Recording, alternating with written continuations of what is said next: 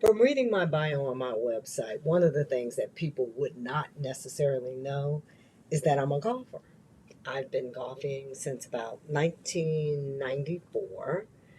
That's about 27 years. But we've lost 15 months during this COVID-19 pandemic, so I'm real pleased to be back on the links again. Can you tell me about your experience being a female entrepreneur who's also a minority, and do you feel like you faced any unexpected challenges in relation to that?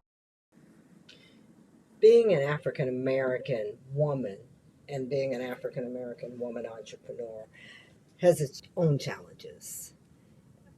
The journey certainly can be weary along the way, but what's happened for me is that I've always emerged stronger than ever, no matter what circumstances or setbacks or obstacles that I face. You just have to push through it. You have to persevere, continue to be determined. There's also other obstacles like being the only person in the boardroom or in meetings, being the only woman, being the only African American. Many times you're always having to prove yourself over and over again that you know what you're talking about. And you just have to continue to be committed to whatever that work is, and show your peers and others that you are experienced and have the expertise in the area that you are there to represent. Then I think finally in contracting, the procurement process. As a woman and as a woman entrepreneur and as an African American entrepreneur, when we're working with the procurement process, with governments, with corporate America, sometimes it's very hard to navigate that process. And what happens is that we have to learn more about it, ask for the assistance that we need in order to break through the barriers that are present for us at many times. How were you able to survive and continue to find work during the pandemic as a communications agency doing primarily client-focused work? During the COVID-19 pandemic, we were challenged very much in many of our clients holding the line on their work, not moving forward right away. We did lose one major contract, but we were able to pivot, and that's what entrepreneurs have to do. So our clients aren't here just for a one and done project. We don't do project work like that.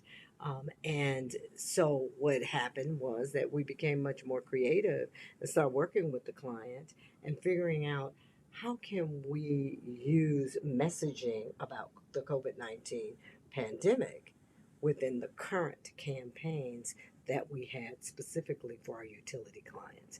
That got us more work, more visibility with those current clients.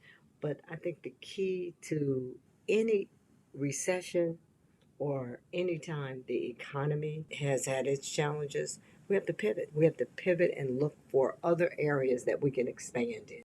Utility work increased because we could talk about washing your hands with the water company. We could talk about some of the prevention and precautions that you need to take as a utility company, whether it's electric or gas.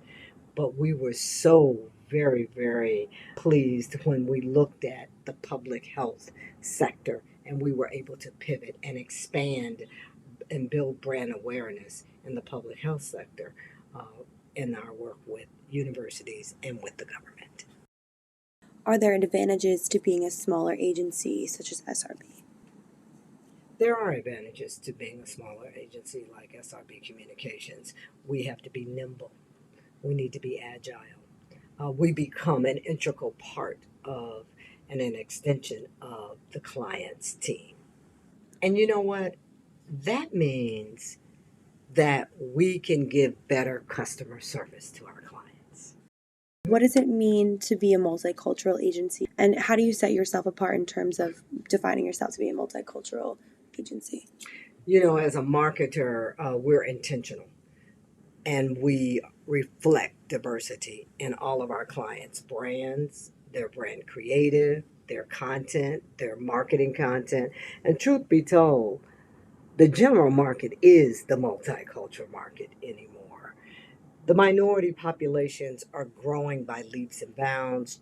And at SRB, what we do is we try to explore this inclusive approach and tap into the power of the general market, which we believe includes the multicultural market, because there's been such a cultural boom in these changing demographics of all of multicultural marketing. So when we look at multicultural marketing, what do we mean?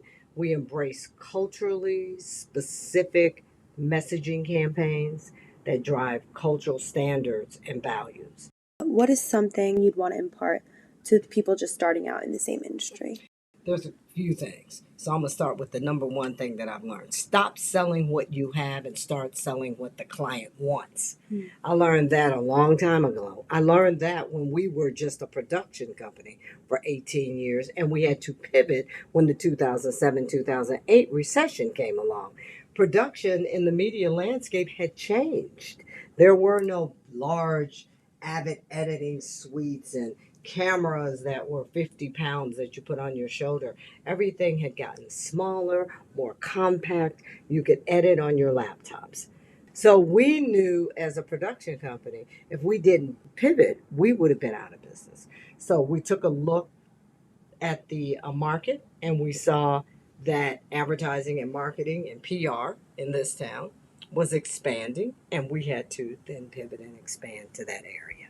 I think there's a couple other things I should also say. Hire the best talent. Never sacrifice mediocrity for experience. And sometimes it may take you a while to figure out if you have the best talent, but hire the best talent. And one of the other things that I would say, particularly financially, is always apply for a loan when you don't need the money. Start looking at and forecasting your revenues, your cash flow, and your business. So that way you can predict where you should be in 6 months to 12 months. And if in 6 months to 12 months you need to get a loan, get it now. Don't wait until you need it.